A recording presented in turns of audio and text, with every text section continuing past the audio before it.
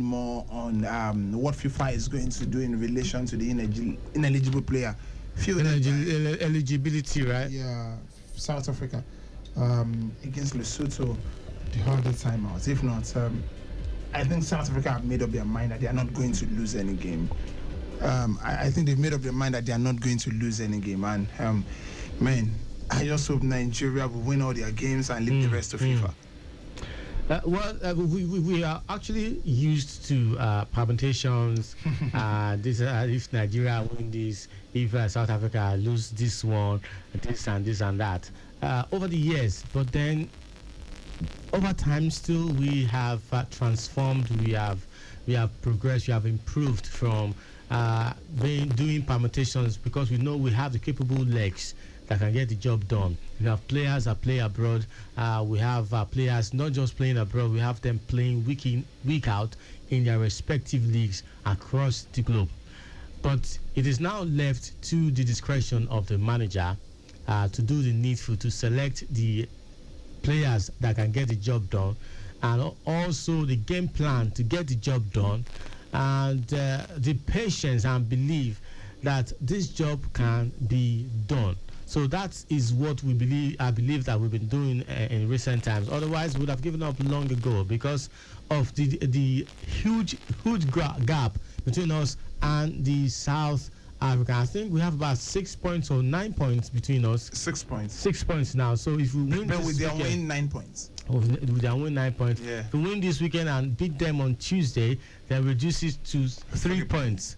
And we have about 4 more games. That's for us. So for after this round, remaining 3 more rounds of games for the qualifications to come to an end.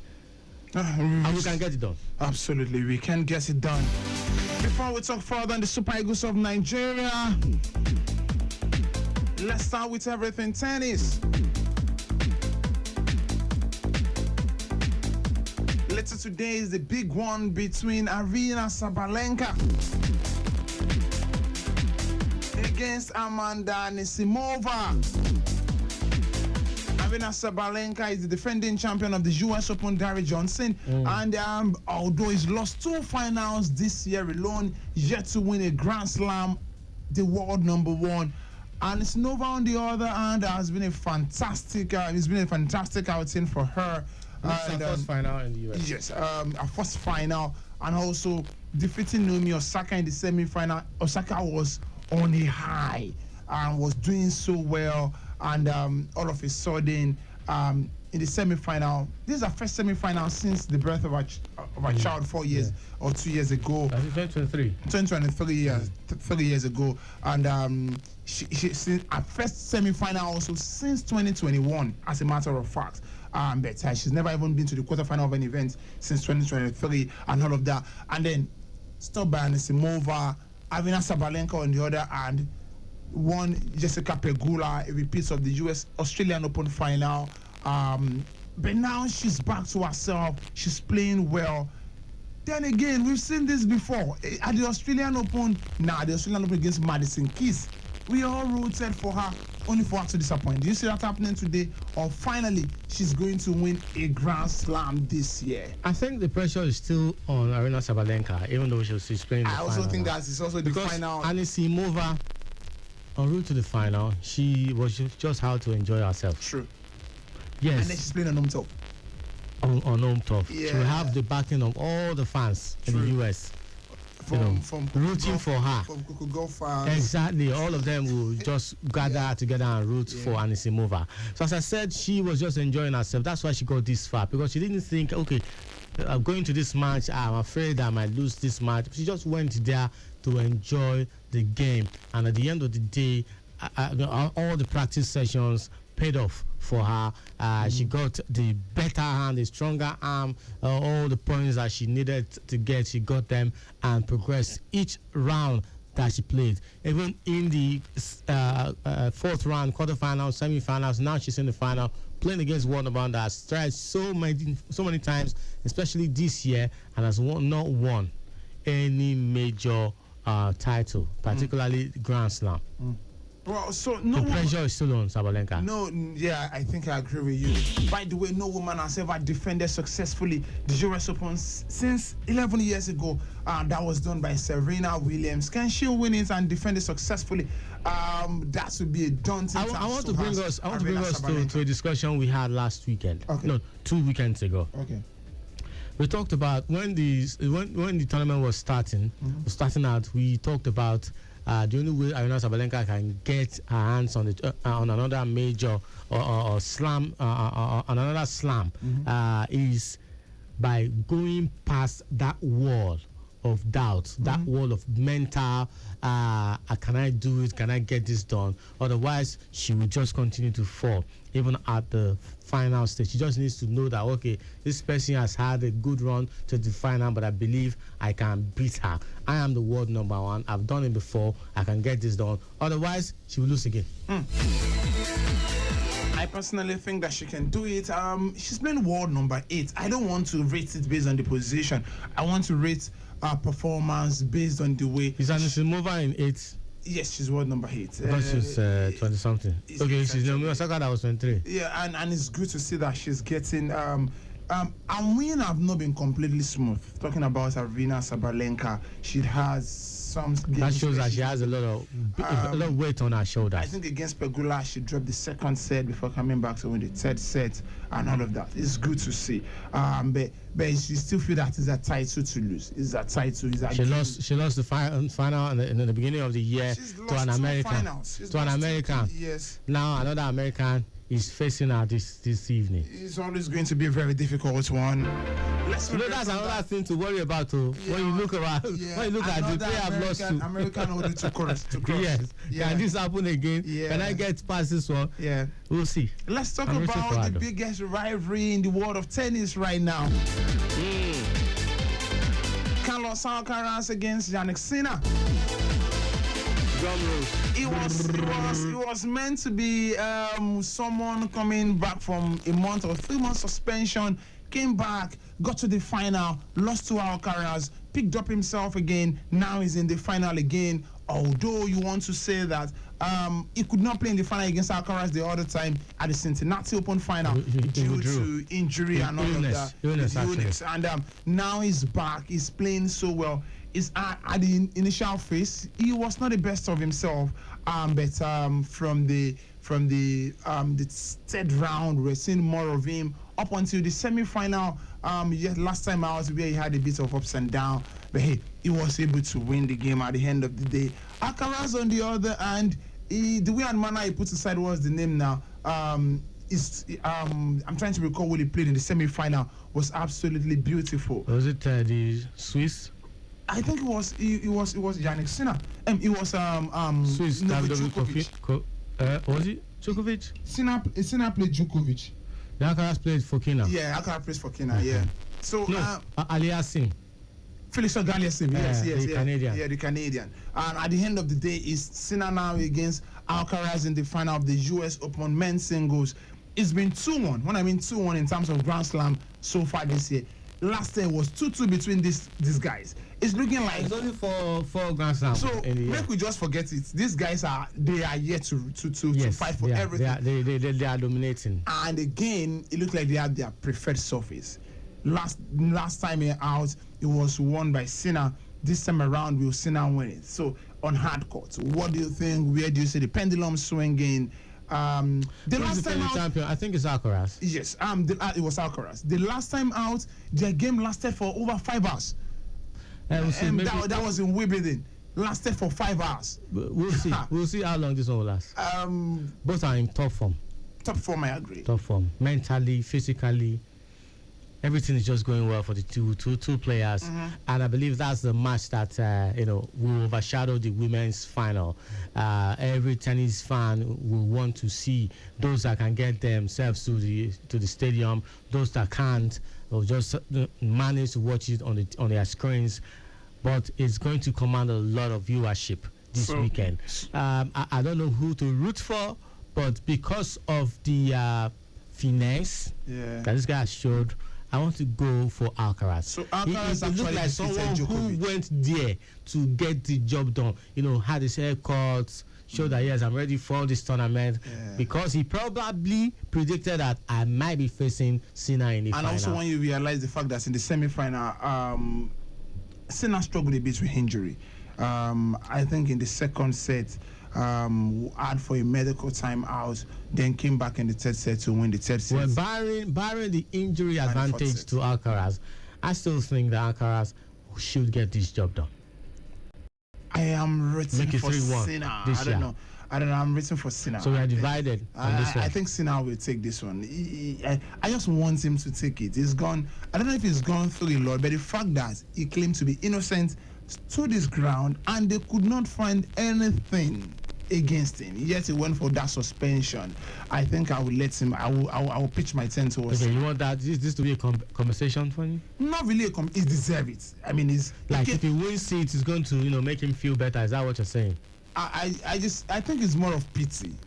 Not if I say deserve, the compensating him for going through all of that, that getting somebody a massage after going through some undeserved stress. If winning a Grand Slam after the undeserved stress is a massage, then let our Alcaraz be his masseur. To be a part of the show, the number to call is 0915-3877-127. Once again, 0915-3877-127. Still Lagos Traffic Radio 96.1. Traffic update very quickly.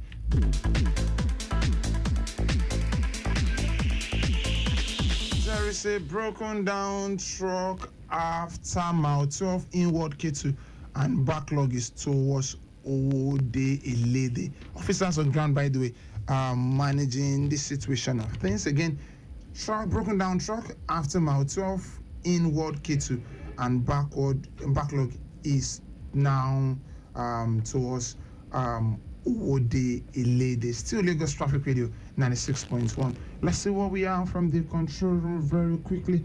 Okay, so the earlier reported incident of a broken down tanker loaded with petrol having mechanical problem at Nepa Road before under bridge Aja inward Delaje is finally being sorted, and yes, backlog clearing currently ongoing. Let's see what we have around Ejido.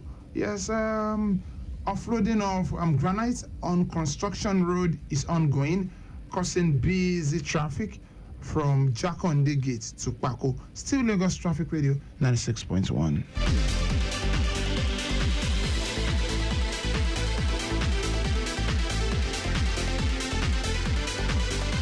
Dutch Grand Prix went down last weekend. Italian Grand Prix this weekend in Monza. That is 9 points separating Oscar Piastri and Lando Norris.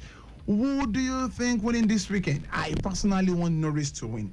Reduce the deficit. Let's have a fight up until the end of the season, because Piastri take this one. He can afford to drive with one of his eyes closed and one of his hand outside of his car, probably with an ice cream to his hand. Well, last time we had this kind of battle between teammates was Nico Rosberg against Lewis Hamilton for the Mercedes. Yes. And that was about 10 years ago. Yes, it was fun. And I think this one also has been fun. I mean, from last year, we already know that McLaren will dominate this calendar year, 2025 in Formula One. And it is not funny. It is not funny. No. I'm talking about this year. I said last year, Verstappen then just showed up all of a sudden. But then this year, they have showed that, yes, what we showed you guys last year, we can actually do better this year, and they've proven it that Verstappen can only manage to stay afloat, not even try to fight for any honors. And it's showing in the Constructors' Championship ranking that even Red Bull, they are not in the top 3 of the Constructors' Championship. That's funny, isn't it? It's McLaren, Ferrari, and Mercedes. That's funny, right? So it shows that this could actually go on for years to come. You know why? Because if Max is not winning, the second driver isn't doing anything. They brought in the second driver, suspended the previous second driver after just 2 races, brought in another one from their sister team. Guess what? It's even worse than the first driver they suspended. So it's like is Max Verstappen or not? Max Verstappen has just been managing to finish on the podium, not necessarily winning the race. It's rare to see them race on his hometown, on his home ground rather. In Holland. Yes, in Holland, and yet lose to the McLaren drivers. And speaking of home team and home country, Ferrari will have to deal with the blow of 10-second, five place grid penalty for Lewis Hamilton. Even though the Ferrari fans, been eager to see Lewis Hamilton drive for Ferrari for the first time in Italy since joining the Ferrari. Well, can that be a motivation for Lewis Hamilton to finish on the podium? Can it be a motivation for him to finish on the podium? That guy is just collecting money now. I don't know what can motivate him anymore. Retirement to Lewis Hamilton. Retirement to Hamilton is just enjoying himself. I feel for us to have a competition on our end again, it will probably need to be lucky with a team with the best engine. I feel McLaren have figured out to do this even ahead of Red Bull. Red Bull came crumbling because of what happened to Chris Horner, and then now he's suspended, he's out of the team, and Max Verstappen himself is not stable. He wants to leave today. He's talking about joining Mercedes tomorrow. Red Bull is saying, you know what, we are going to hold down our own. You know, all of this put together is not really helping. And then we have a team that have two drivers that are at par. You know, and what McLaren have done that works, because it's not every time that strategy works. Is that even you can't really say who is their number one driver. That's you can say today that's a point. You're right. It's Lando Norris, and then you just see all of a sudden Piastri showing up, and then you have this gap between them in the rankings. However, shows that it is really competitive. I don't think the two of them will having a laugh after the race. Say, let's go and have a drink together. I don't think so. However, Daniel Ricciardo, when he was at Red Bull, his last years at Red Bull, Max Verstappen came in. You know, Red Bull wanted to try the same thing because they saw the talents, the ingenuity of Max Verstappen. Once we leave the two, you know what, fight for it. At some point, there was a big rift. They needed for this last year, let it be Daniel Ricciardo. And at the end of the day, nothing happened. So it's a very risky decision to take. It also happened in Mercedes as well. You talk about what's the name now? Nico Rosberg and Lewis Hamilton. Mercedes needed to be emphatic and say, you know what, Nico, you are an experienced driver. In our years you get to, but this one better pass you. So we are picking Hamilton over you, you know, and that actually puts the thing to rest. So I love the fact that they didn't see anything about who is their primarily their first driver, and it's working for them. The advantage for this is the fact that the two drivers are very young, hungry. It's not that they have so much experience on them. Relationship between them. Yeah, I don't think that them there is nothing. I think they probably went to the same academy together. Yeah. It's from Ricciardo and Verstappen. There's a gap, experience gap. Like who is this guy? This 17-year-old guy. Because he started racing are you joking? So something like that, and then you have, but then the one thing of confidence for Nico Rosberg was the fact that he had a father that used to be a Formula One driver that also won a World Championship title before. That was already a big push for him. And he had his fans. And then there is the Mercedes statement that Hamilton is not even coming from the youth team, like from the rank. They brought him as a superstar. As already a winner. From formerly McLaren. He was a poster boy already coming in, and then he actually won you the previous year. So you calm down. So your senior will carry on. And of course, the fight was justified when Nico Rosberg won that world championship for Formula One. I believe it was justified. I think it was. Even though we have our reservations, but it was still justified. Justified. He won it and retired immediately. Baba Saloni. Justified now. But I agree that you just have to win it. Let's talk everything Nigerian football. Let's talk the Super Eagles of Nigeria.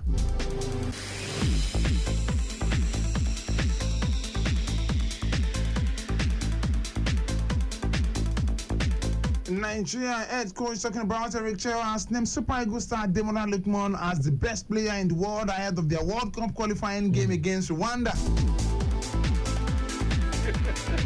I don't know why Dare is laughing. Nigeria will play Rwanda in Uyo Akwa Ibom State today in a very important game for both countries.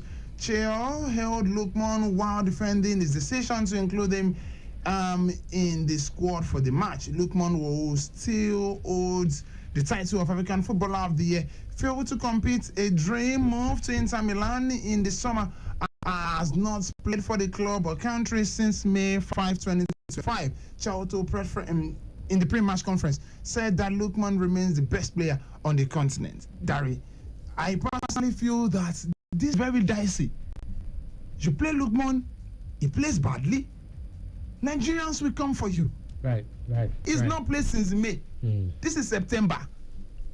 In fact, preseason itself is not even having 2 games at Atalanta. Talent-wise, there is no doubt, but fitness-wise, of course, is a big doubt. Yeah. Because he has not played So do you want to competitively. trust the talents over fit in a much needed Maybe for a short period on the pitch. I don't know, he has his game plan. We don't know what he has. or coming in from the bench? Whichever way. But I'm concerned about is getting the result. 3 points, right? We're playing against Rwanda. I have some first on 8 points. Yeah. If we beat them, we leapfrog them into third place, top position, and they're behind Benin Republic, right? Yeah. Who are on 11 points, and Saka 16 points. A big battle. So Dari, so here is the thing about because even Rwanda have dreams. They want to also go closer to Benin Republic, leapfrog them. Because if they with 8 points, they get 11 points. Well, so on goal difference, that would be separation. Here is the thing about Lookman. Ouch. So the issue I have is this: who is better than Lookman on the right wing? Presently, nobody. The only player there is actually what's the name? Simon Chukwueze. I would prefer to play half fit Lookman than Chukwueze. Now, what's your point? So the question is, whichever one he does, he should just know that he's up for it. He should get me 3 points. I agree. If you like, you go and bring Danny Shitu. So Darren, let's do it this way. I have this question. Like, bring Danny Shitu and play him today. Give us 3 points. I asked this question and I said, mention 5 players you feel must start. You must start 5 players right now in the game between Nigeria and Rwanda. You must start. The thing is, it's difficult for me to state, but this is not difficult for me. I will say because I don't want to just pick from particular part of the pitch. I want to pick from So that's why I just said you can to the front. You can. That's what I say because I understand now. Even for goalkeeper, I have doubts for all the goalkeepers. He is coming back from injury, although played the last time. It doesn't matter. It's Orlando Pirates, and he considered 3 goals, although saved the penalty. They say get 10 over 10, get 1 over 10. He saved penalty, considered 3 goals. Those ones will not be his fault. The penalty stopped the team from losing. It's just 3 now. So your 5 players. Oh my goodness. Maybe I should just go for that Adeleye if he's fielded. I believe the guy is confident that he can get, something. Over Nwabali. I like put Adeleye Jare. If you did not try Nwabali, would you have known that Nwabali was a good goalkeeper? And Adeleye was actually the first choice until they got injured. Nwabali came in. Yeah. So if you didn't try Nwabali, would we have known how good he was, even at the Nations Cup, and was even tried on the big stage? That's a fact. Yes, of course, the build-up, we saw him, but then it was not our expected man in between the sticks for the Nations Cup. But then he was fielded and showed, proved himself. Everybody started to sing.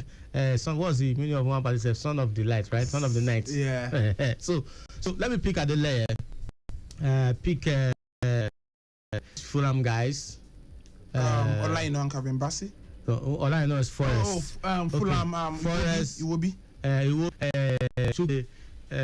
That's Kevin Bassey. Okay, Olaino. So you are saying Olaino, Adeleye, Iwobi, Chukwueze, Calvin Bassey. That's 5. That's Olaino. 5. It's already 5. Olaino, Adeleye, Iwobi, Chukwueze, Calvin Bassey. Okay, let me remove 2. Okay, remove 2. Osimhen will come in. Osimhen will come in. Oh. So why are you removing? Osimhen will come in for Iwobi. No, for Chukwueze. For Chukwueze. Okay, so that's and right. Then there is. Let me leave it at that. I don't want to risk including Lookman. So for me personally, this is what I will do. I think Because you have chosen a delay, I will choose Nwabali. I don't want to go the goalkeeping, right? I felt it's sorted already. Like, I feel the goalkeeper will always be Nwabali, but then we have divided opinion. Hence the reason I'm going for Nwabali. Defensively speaking, I know we always start. So I will not stress myself. I'm just saying, there are some players we start. Mm-hmm. So I will not stress myself about Olaino. But I want to see Felix Agu play. So if Olaino is going to be playing the right back, Felix Agu should be playing the left back. I know Ekong will start, so I don't have to stress myself. Hence the reason you didn't call him in the first place. Right. So I've gone for two players, Felix and Nwabali. In the midfield, I don't want to see Ndidi. And the only way I don't want to see Ndidi, I have to play two players that will not make him play. And that is Raphael Onyedika. Why don't you want to see Ndidi? Because first, Ndidi is not in top form. At all. When was that time he played competitively? And the Besiktas are joined now. Go. Yes. Okay. So I'll prefer to see Raphael, the Brentford midfielder, Raphael Onyeka.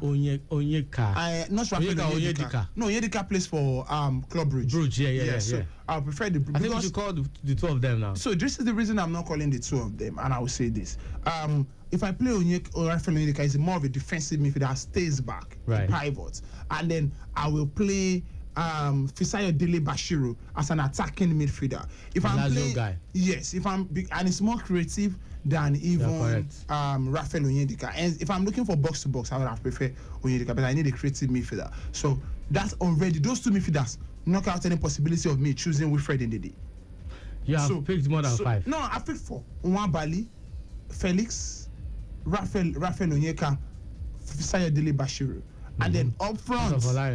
No. I know which one it starts now. No. I said Olaino will surely start. So hence the reason I'm not picking him. All right. So I don't want him. No, I don't put words in my mouth. I don't want him because he will start. You don't want him in your top 5, no. In your 5 selected players according to you. Because he will start. I don't want to have players. Don't let Nigerians. Don't let Nigerians mistake your statement. It's true, Sha. It's true. I don't want to see Olaino. Let me say you why. Let me tell you why I'm saying this. Chelsea may end up being another Gennett Shaw. That will be funny.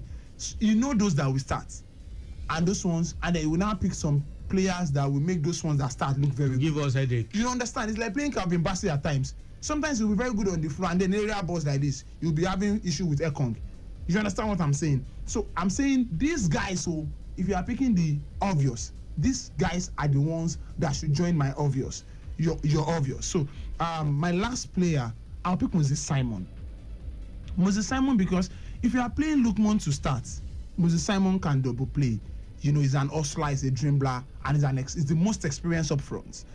And if you are still picking Chukwueze, that will dribble 5 players and then poor crossing at the end of the day, Moses Simon can still cover for him. Hence the reason for that. Osimhen will start. I don't have to pick Osimhen. So these are my 5 players to start. All right.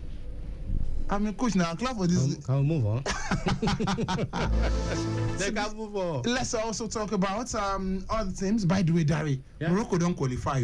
Yeah, as expected. Yeah, as expected. I think Egypt too will follow. Yes, Egypt will follow. They won yesterday 2 goes to nothing, and they are 4 points ahead. I think the surprise teams will be if Gabon qualifies. Not that it will be too surprising, but because they have worked hard for it. Yes. Then again, then you will not be seeing the likes of Senegal. You will not be seeing Cameroon. If Gabon should qualify, Ivory Coast will not go to the World Cup. How do you explain now the African champions now at the World Cup? That one go title. Let's see what is happening in Senegal's group. Just when you mention them now, trying to see what they're, because Ivory Coast and Gabon is just a point separating them. Sorry, Gabon. 3 points but it will not be shocking. Let me correct 3 points separating Gabon and Cameroon, and then we also have Senegal on 15 points, Gabon on 18 points. It's very tight, very tight. 6 wins for the Gabonese that will qualify automatically. Like you have 4 best teams to play playoffs, intercontinental playoffs. Well, this qualification they one kind of. It will be interesting actually. So even if the only hope Nigeria have is to top the group, because with this our points. Because you don't know who you are meeting. Maybe it's Colombia. Forget it. We may not even qualify as the best from Africa because of how poorly we started and how struggling. We are currently on 7 points. We are talking of Cameroon that is on 15 points. So we see we have come back to permutations now. Look at the golf. See, you have come back to permutations now. If we don't stop our group, to go to vigil That- to pray that South Africa continue to lose and lose. If we don't Libo top now. this group, may we just forget how we can't be the best in Africa. We can't. We have Cameroon on 15 points. Let's take a look at some shame, big shame. Gabon. In fact, I think I'm having Gabon in 2. Okay, so what we have here are the best 2. Oh, I love what's going on here. So look at Gabon at the moment. Sorry for the mix-up. Gabon is currently second behind Cote d'Ivoire, and they have 18 points. Nigeria is on how many points? They are 7 points. 7. So compared to someone on 18 points, let's go to another. Even common Uganda, they are on 12 points. Namibia on 12 points. These are teams that are currently second on the logo. Even our own group, we have Rwanda on 11. What's the name? Benin Republic on 11 points. We already have these people on 15 points. South Africa on 16 points. So how we want to take match up with them? Come on, Mali, they 12 points. Mali, Madagascar, 13 points. Oh, bro. And then we still have Ghana, although Ghana is topping the group on 16 points. So even if they slip, can Nigeria now usurp those people? God bless Nigeria, Jerry. Pressure to what? I'm pressure to wow. We'll see. I just hope that NFF president, Mr. Shehu Diko, let everybody just go now. Go to FIFA. Let them start appealing that. Let them start fighting. So it is now that when they realize that they might not qualify, that they now start going doing protesting. We even have a lot. You know the statement that South Africa made. Hugo Bruce said that they admit that they fielded ineligible, but their opponents did not protest. So here is the thing.